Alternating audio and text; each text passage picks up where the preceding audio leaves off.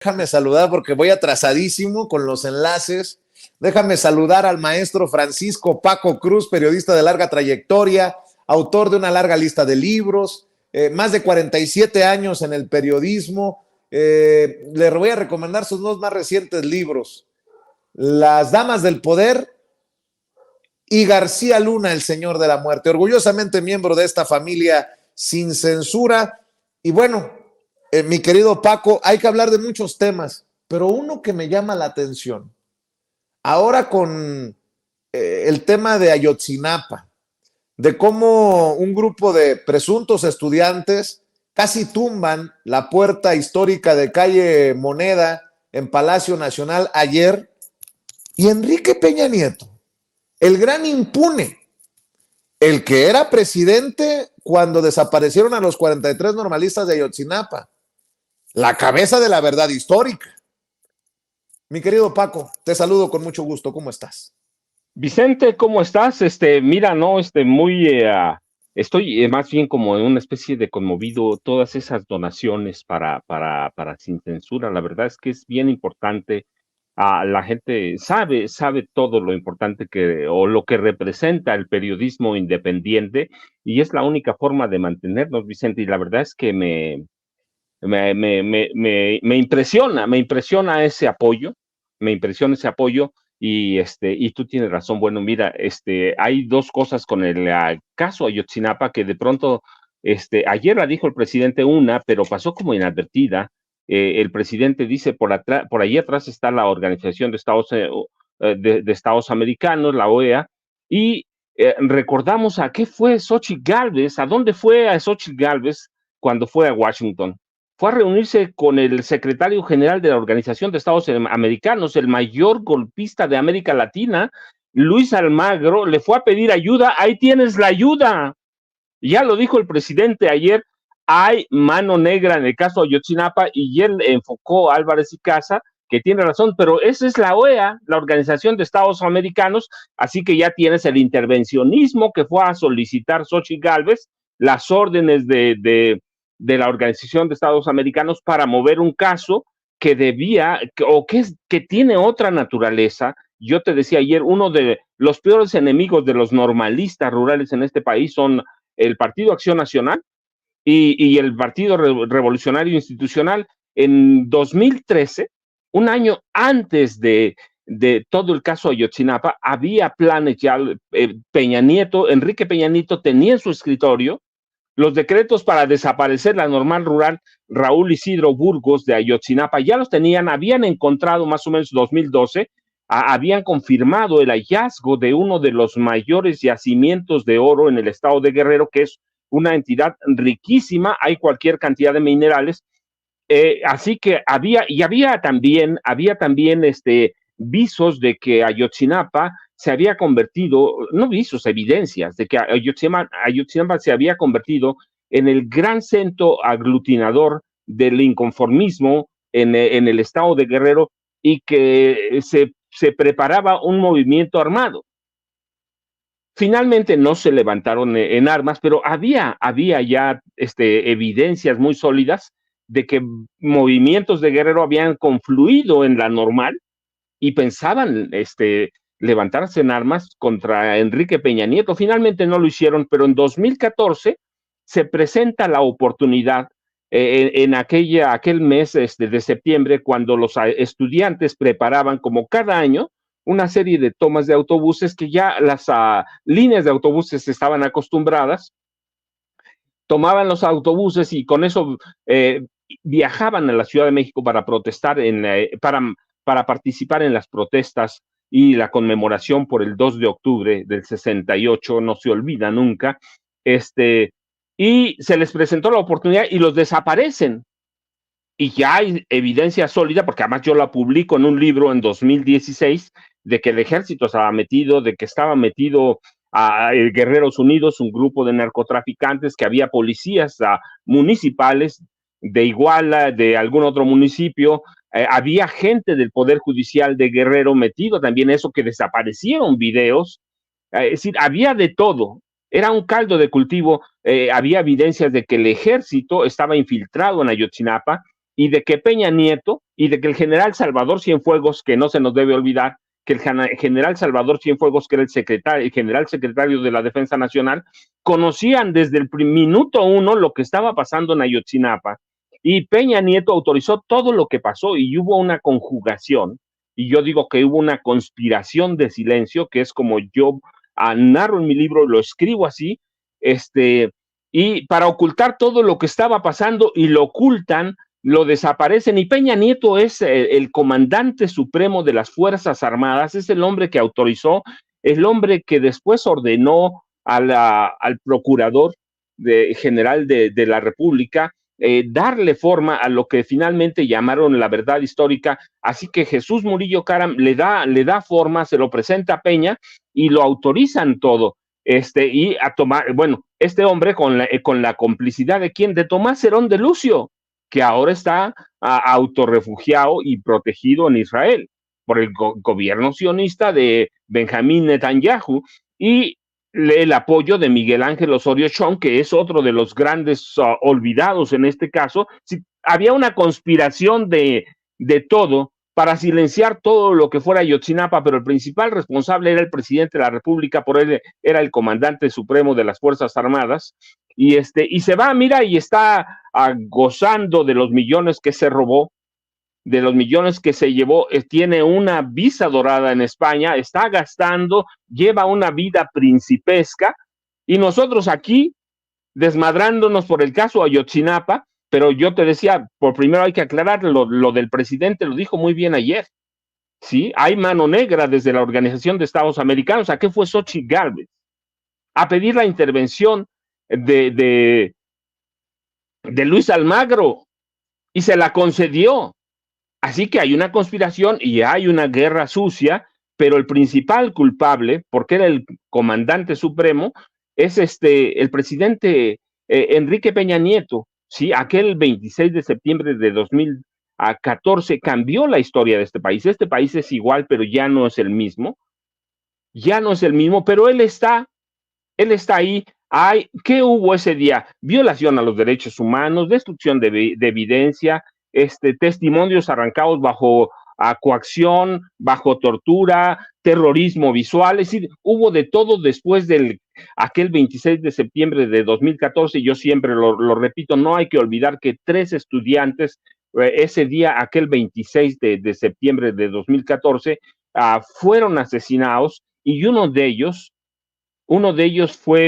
fue desollado en vida. Los asesinados, recuerda, eran Julio César Ramírez Nava y Daniel Solís Gallardo. Y Julio César Mondragón Fontes fue desollado en vivo. Lo digo porque consulté médicos militares y ellos me explicaron cómo se había hecho el corte, y solo con la participación del presidente y la autorización, las órdenes del presidente, se pudo haber consumado la desaparición de 43 estudiantes.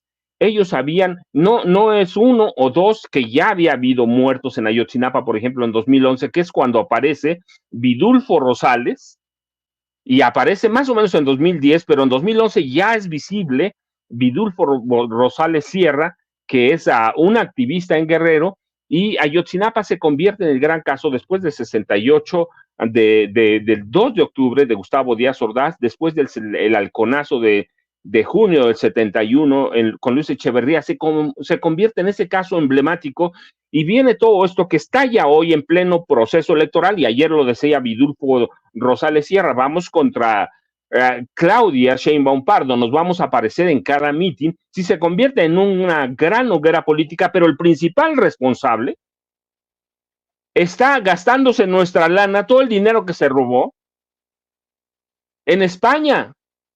Aquí nos deshacemos y hay un movimiento político y dejamos fuera a los verdaderos culpables, a los verdaderos. Hay, ayer lo decíamos, una treintena de personas, de testigos del caso, fueron o asesinados o murieron de causas naturales, la mayoría asesinados. Entonces, ¿cuándo y cómo se va a resolver si tenemos al principal culpable gastándose en España y al otro protegido por Israel Tomás Herón de Lucio, que además lo vimos en videos, ordenando torturas, presenciando, participando en ella? Así que, mira, bueno, ahí lo tenemos, son culpables de todo, ¿Y qué hay?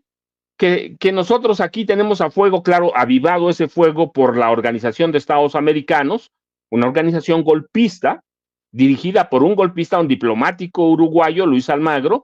Este país se aviva en cuestiones políticas, en una guerra sucia contra el presidente Andrés Manuel López Obrador y también directamente contra Claudia Sheinbaum Pardo y contra la Morena y la 4T, y tenemos a un hombre allá gastándose millones, Vicente. Eso debe ser terrible para este país, debe ser terrible para todo el mundo, que al principal culpable lo tenemos en España, lo tenemos gastándose nuestro dinero que se robó además. Sí, un hombre que además fue asesino, yo lo documenté en su momento, lo publiqué en 3 libros, asesinó a su esposa, era capo del narcotráfico y allá está libre, Vicente.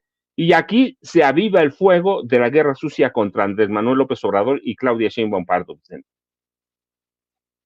Y Paco, entiendo que no lo entiendan muchas personas en esta exigencia que es válida, ¿no?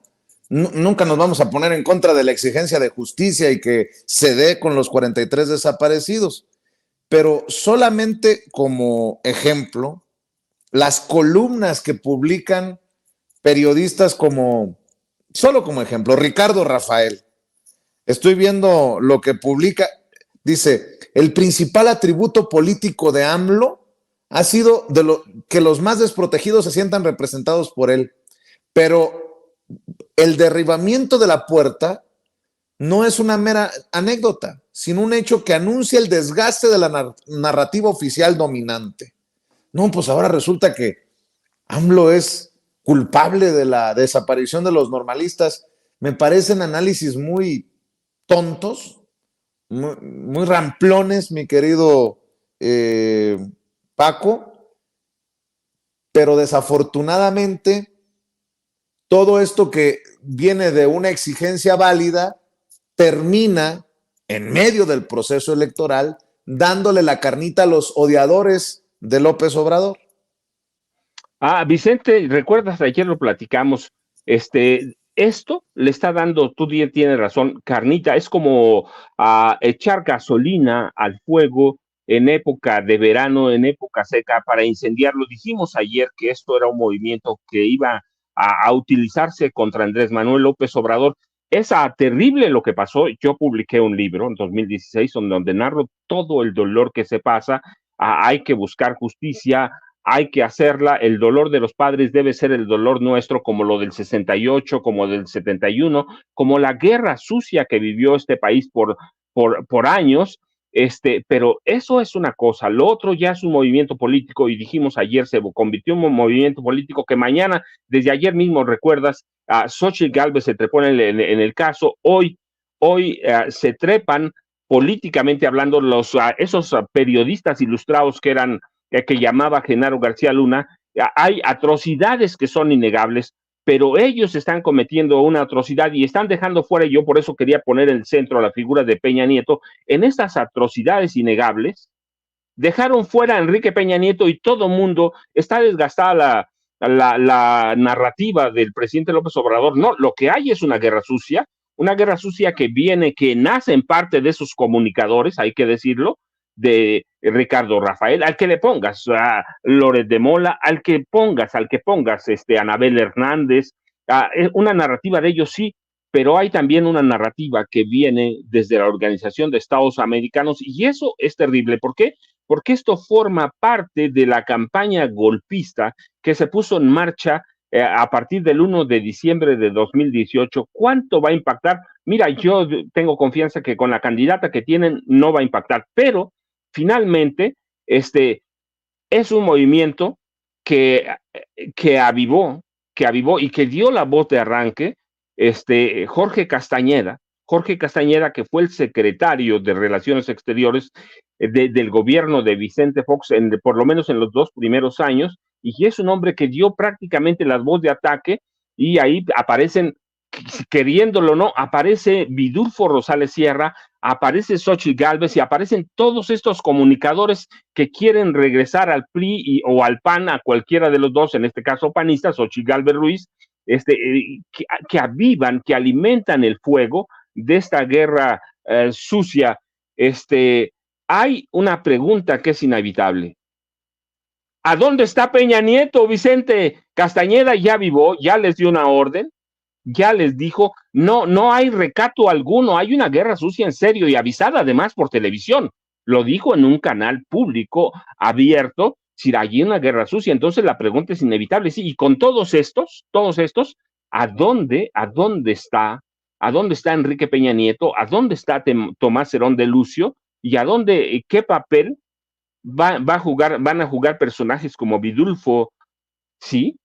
¿Qué papel van a jugar estos personajes? ¿Qué papel, hay que decirlo, ya lo decía ayer Omar, ¿sí? Que la gente me reclamaba, ¿cómo puedes confiar en Omar? Lo conozco, le he seguido su carrera desde Ayotzinapa, sé hasta dónde puedo confiar en una persona, hasta dónde no, pero él tiene razón. Ayotzinapa no es un grupo homogéneo, son varios grupos adentro, y hoy algunos de esos le están haciendo el caldo gordo al PAN, al PRI, que son los enemigos de los normalistas, Vicente. Así que la pregunta para mí central es, ¿y qué es inevitable? ¿Y a dónde está el principal culpable, Enrique Peña Nieto? ¿Y a dónde está Tomás Herón de Lucio, que participó en sesiones de tortura para arrancar confesiones a testigos del caso Ayotzinapa, Vicente? Oye, Paco, y si me permites cambiar de tema, bueno, que a lo mejor es parte de lo mismo, tú me dirás, esta guerra sucia, que ya es evidente, ¿no? Hasta internacional, contra López Obrador y contra Claudia Sheinbaum, ¿qué tanto ha costado? ¿Es un fracaso? Hasta el momento podemos decir que esta guerra sucia ha fracasado. Ayer yo le contestaba un tuit a Claudio X González que decía, salgan a votar el 2 de junio para que las cosas cambien, y básicamente les decía, lo que está diciendo es, por favor ayúdenme a recuperar lo que he invertido. ¿Les está sirviendo? Y te lo pregunto porque el presidente, de acuerdo a las últimas encuestas, mantiene entre el 70 y el 80% del respaldo a su gobierno, a la 4T. Y Claudia Sheinbaum, entre 30 y 40 puntos de ventaja sobre Xóchitl Gálvez. Voy más lejos.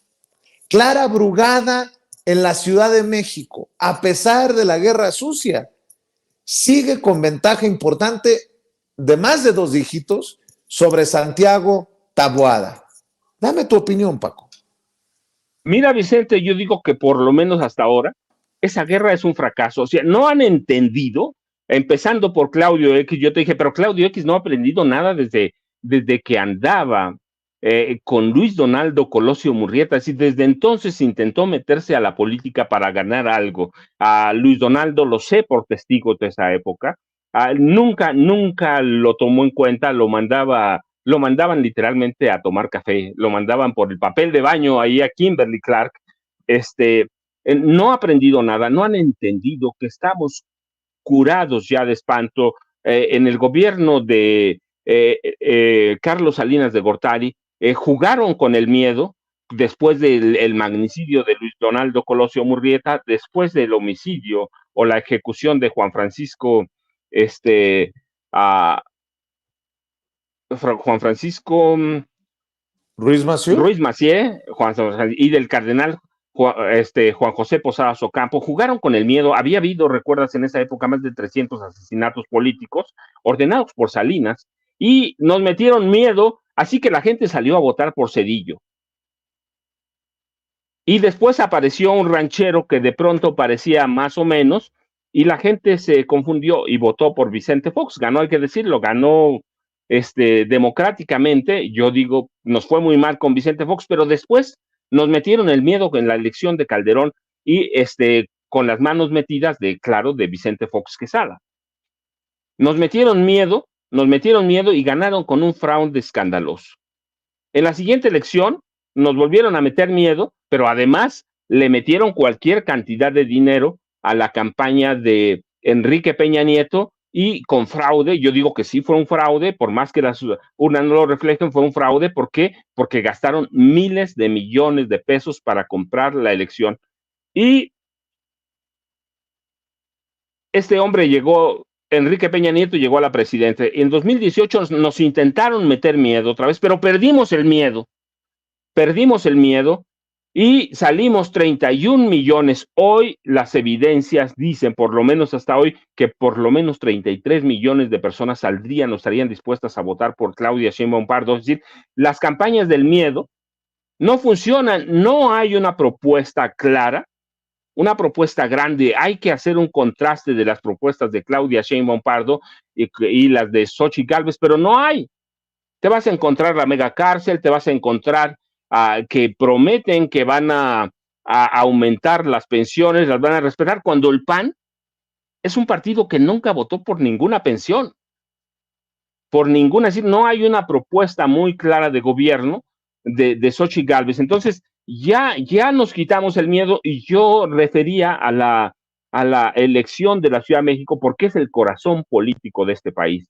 Nos puede gustar o no, y no le quito la importancia a ninguna de las otras 8 elecciones. Yo he dicho siempre, hay que apostarle a las elecciones locales. ¿Por qué? Porque en una reforma constitucional se necesita por lo menos el 50% más una de las legislaturas locales para hacer para una reforma constitucional, para avalar una reforma constitucional. Así que no le quito, pero la capital del país sigue siendo eso, el corazón político, y algunas encuestas dan 49. Estaba leyendo una de Verumen que se publica hoy en el 24 horas. Verumen le da 50. Y si las elecciones fueran hoy, Clara Brugada, que déjame decirte antes de que te diga los porcentajes, ayer me reí porque una persona, tuve que trepar a un taxi y me pregunta, mira, fuimos en el viaje, fuimos todos callados, y antes de bajarme me pregunta por quién va a votar, y le digo, ¿a poco hay otra? Voy a votar por Claudia, sí, y el tipo como que se arrugó un poquito, y luego me dice, pero ¿a poco también va a votar por Clara Brugada si es centroamericana? Y entonces me da risa. Yo digo, no había escuchado eso en mi vida. Clara Brugada nació en Ciudad de México, y es una mujer que ha trabajado, porque conozco su trabajo de las utopías en Iztapalapa. Es mexicana, y le digo, es una mujer muy trabajadora y va a ganar, y voy a votar por el plan C. Y el tipo, entonces me dice, ¿y qué más? Le digo, nada.